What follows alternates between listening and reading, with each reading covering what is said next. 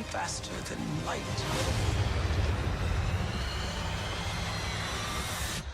Is the darkness.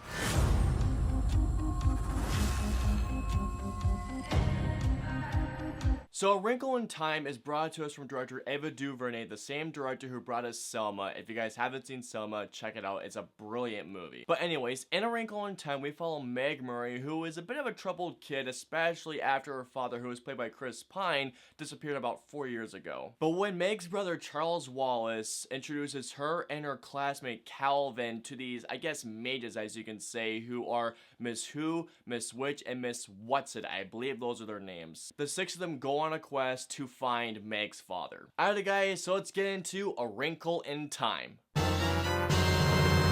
Starting off with the positives, the best thing I could say about A Wrinkle in Time is that this film has a very big, bold, and a very beautiful concept. And what the film was going for is something that's very ambitious and very heartfelt. There are a couple of scenes, actually more than a couple of scenes in this movie, that do show potential for an amazing journey for the whole family. Like, there are some great scenes in this movie. And another thing about Wrinkle in Time is that this film has great music. I'm not gonna try and pronounce the composer's name because I know I'm gonna butcher his name, but the composer did the music for Pacific Rim and Game of Thrones, which is the reason why I really dug the score quite a bit.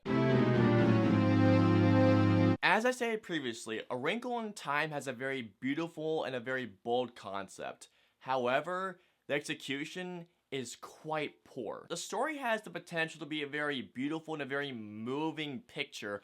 However, I feel like this movie didn't really develop anything, to be honest. Like, there's no sense of build-up, nor a sense of payoff in this film. And it felt like, to me at least, that there was no character development with Meg, with Calvin, with Charles Wallace, or even the mages in this movie. The character development in this movie was the very typical bright person, male or female, that is now secluded and is very hostile.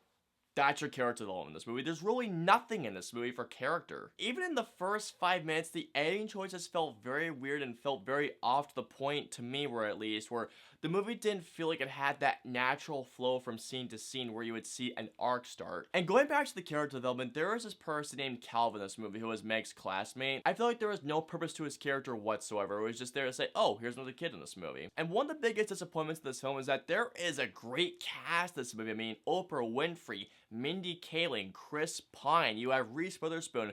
There's an actor in this movie who I didn't even know was in this movie, and when I saw him in this movie, I wanted to see more of him, and he's not in the movie for like not even like 10 minutes. And some of the effects, I mean, wow, they looked rough. There's even a shot where these characters are standing on grass.